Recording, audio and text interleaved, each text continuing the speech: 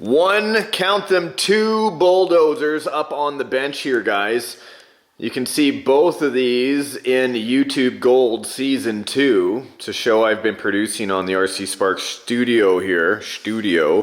And the keeners out here are going to be able to recognize which bulldozer is the one that we had last year and which one was the one we got that was new into this year. Because as you can see, both of these dozers actually look quite old now. But which one was the original?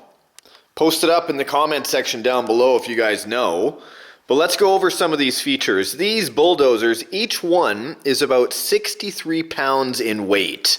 All metal hydraulic dozers. I got them at a store called RC 4-Wheel Drive online. I'll put it in the video description box down below if you guys want to check it out. Yes, they are very expensive. Being all metal and, you know, that much weight, shipping them is even more expensive. But these things are actual powerhouses. I'm really happy with these dozers. The only thing I've really come across that's been difficult is we had a link break. Now, that's not really to be, not expected when you're out there getting rocks in there. The way a bulldozer works has a drive cog right here on either side. Each track drives independently, and this drive wheel spins. It's almost like a drive on a chain. And then these wheels down here, these roller wheels or road wheels, all they do is guide the track around, and this is where all the driving is done. But if, if you see on the inside of a track, for example, this one, if you get a rock on the inside and the rock kind of carries underneath, you hope it's going to fall out as it's here, but if it goes around that drive cog, it can actually bend the pin that holds it together and snap or break one of these little links. Now, that's what happened in YouTube Gold recently. How many of you are watching YouTube Gold Season 2 right now, or just going to check it out? Post that up in the comment section down below. And while I'm thinking about it, my videos are not going out to my subscribers anymore, except for the folks that go down and click that little bell button beside the subscription button. And I'm sorry, it sounds needy, but if you guys want to find out more when I'm releasing my videos, you got to go down beside the subscription button. After you've hit subscription, make sure to hit that bell and be notified. And at the same time, hit the like button too, because why not? You're right there. Now, like I'm saying about these tracks, as they roll around and they don't have those rocks in there, I snapped one of the tracks on either side. That was a big bummer because thankfully I had some extra pieces for YouTube Gold to fix that up. But of course, there was another helpful commenter that left a comment down below, and this is why I always encourage you guys to comment as much as possible. He said that there was a producer in Australia that actually made separate tracks. Check this out. Now, this wasn't the first time I had heard of this gentleman. He had actually reached out to me on Facebook, RC Construction Projects. I'm going to put a link to his Facebook down in the description as well in case you want to check it out. But check out these tracks. I purchased these tracks from him. He puts them together link by link. These pins actually have little E-clips on the end.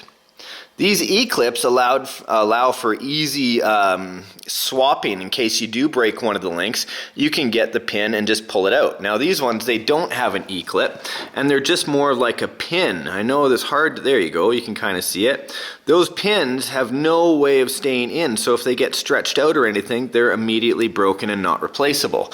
Not on these tracks. Now, he did send me some powder-coated ones right here.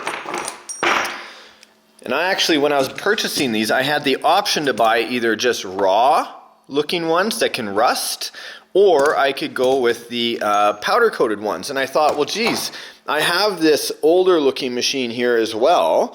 Why not actually put the tracks on that? Because I like this. Look at this. This actually has a hole in the center of the track where on the back, the rock or the debris can actually make their way out. Now that in itself is going to be a huge saver for me, not just the pin system. But I'm like, I lined it up to the other one to have a look, and then check this out. It's actually just a hair wider on either side. So I'm getting a wider track at the same time. Okay, so a wider track, I want to kind of bust it out. Which one of these is the old one? For those that are really keeners in seeing, this one has the light on it. This is the one that we broke off in season 1. This is the actual oldest one I have.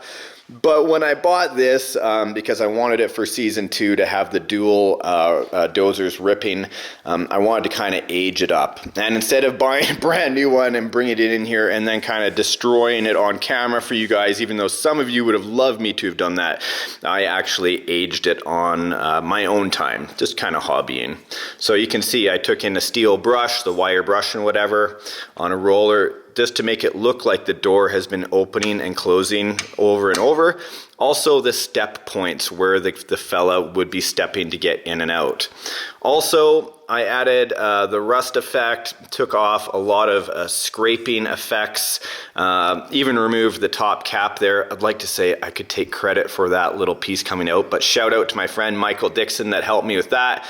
That's the hydraulic tank right there, so just making it look even more realistic. We put that sticking out, bent in some of the features, rusted it. This is a brand new machine that just has extra paint and extra wear and tear on it just to make it look like it is nice and super old. So that is why I got the raw tracks. I think the rust, the natural rust on here is going to look great. Plus I already went in and pre-lubed all the pins, so we're good to go to install it. So I'm just going to take a punch here on the bottom, right to about there. Thankfully, this machine weighs quite a bit. Just going to knock that pin right out. And there it is. That's how I break the track apart. What I did here was just kind of globbed on the different types of paint, and I used a paintbrush just to stroke it down to make it look like we're actually having the main seals leak around here. I've done this in different tutorials where you can actually make it look aged by putting actual dirt on there, taking a clear coat, spraying it on, and then just rubbing it off, and you get kind of like this patterned effect like you're seeing here, a lot like salt chipping. Okay, we'll just start it up.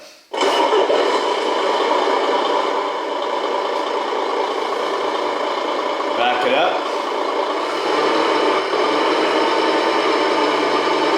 Watch my fingers don't get caught. Peel them back. Perfect. Both sides, you can see I'm coming back until they come off. Let's turn that down. Here you can see the track tensioner. A lot of people have asked me if this is a real spring-loaded track tensioner, and yes, indeed it is. You can see it actually has a little bit of a wear mark right here, just where it's worn through the top coating.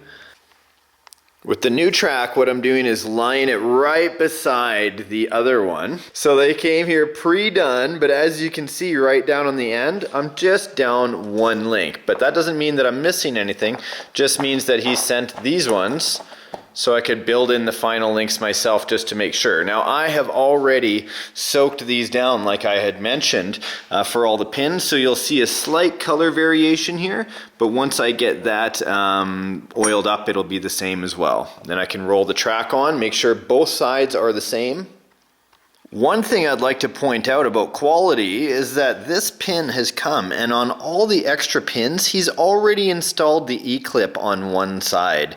So big thumbs up for that, because a lot of people hate these little E-clips or C-clips or whatever you want to call them. And I want to let you know about a secret, okay? Not too many people know this, even though the tool is widely known, but this right here, my friends, is an E-clip tool, okay? You see the size of that tiny little fella right there? I'm going to take out a huge one here just so you can see. This tool, you can see there's a bit of a lip right on the inside there, is actually two pieces of metal that come together, one side larger than the other. And you can see there that what happens is you put the E-clip in the top side of this, it holds it in place, and you just click it in. You don't have to worry about it flying off into oblivion anymore, which is kind of part of the fun. Maybe I'm taking the fun out of the hobby for you. This is the tool loaded up. I'm using the 2.0 size. You can see the E-clip in the end. Now this flat side is going to be the inside that I'm going to be like on the inside pin. So I'm pushing it through. The E-clip for the pin is there, and I'm going to be pushing it up against the side. If I can do this with one hand here for you. E-clip is in place. Pushing it down. Problem solved. You can understand why I didn't get this, why when he said, do you want it pre-assembled? I said, yes, absolutely. If you want one of these, I'm going to leave a link in the video description box down below to Amazon where you can get one and make your life a heck of a lot easier when you're doing E-clips. Moving a dozer was only as easy as pushing it with your hand in full size. I'm sure many mechanics would agree that their life would be a heck of a lot easier. Okay, track. On YouTube Gold, we used the excavator to lift the track up. That was pretty cool. Just gonna get it on that first cog. Okay, let's start it up again. Just kind of track it back a little bit, see if they're caught. Good, good, good. Just gotta be careful where they start to roll over too much because you don't want it to get rolled under on either side. Good, right there. Then we gotta lift the track. Let's put the blade down though. To make it easier, I could technically just take the ripper and the blade, just lift this thing right up. Right? Put that one pin in.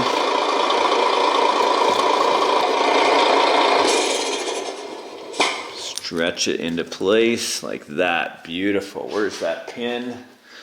Now this will be the only problem with the C-clip, with the C-clip tool, is positioning this properly. And here's the bad thing about working on such small models, is trying to get in there where working on the larger size would have been a lot easier just to slam the pin into place with a sledge.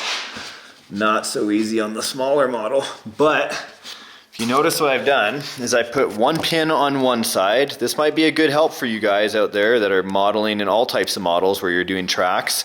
I put one pin in on one side just to hold it in place, right? Because I'm not going to be able to get the E-clip in where I need it from behind. I'm going to have to put the E-clip in from the front. Then I took the other pin, and then this way I can just push it through and it's guiding itself all the way through the other side. It's hard to get the camera and my hand doing the same thing. That is what she said. Have to get a tool to help that go all the way through. Let's lift that up again. Okay, blade.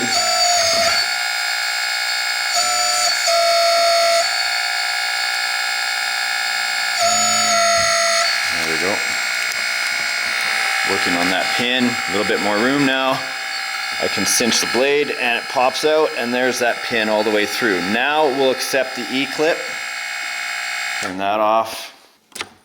Ooh, definitely not an easy spot to get to. Yeah, right there. Oh, I missed. I don't care what you guys say about me. My mom says I'm cool. Come on! This tool is supposed to be amazing. Okay, even pressure on both sides. And it failed. Oh, you're kidding me. How many of these things am I gonna lose?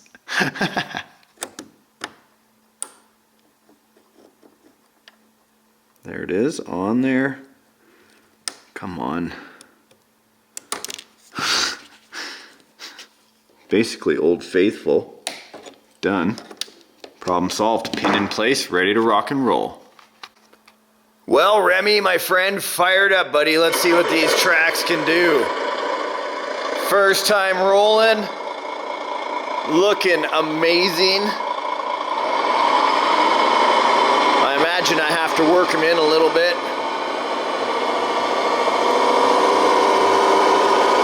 Beautiful. Just rolling slow first. Look at those. Wow. Beautiful metal tracks.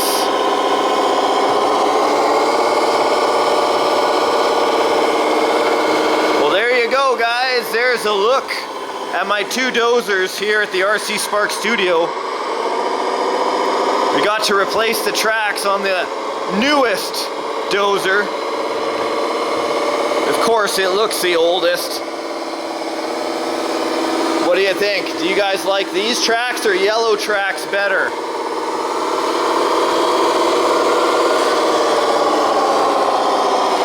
Wow. I can hardly wait till they rust up a little bit. Guys, if you want to see more of these dozers, head on over to RC Sparks Reboot. We had a couple of heavy-duty loading wars where it featured penalties with these big giant D10s. You can also check out YouTube Gold Season 2 to see both of these behemoths. And also you can see an unboxing video in Season 1. Guys, thanks a lot for joining me in RC Adventures. You know I'm always having fun here with the radio control hobby. I hope this inspires you to check it out. Maybe get outside and have some fun with the hobby yourself. And until next time, we'll see you in the next episode of RC Adventures. Yeah, I put a ship horn in my dozer. What of it?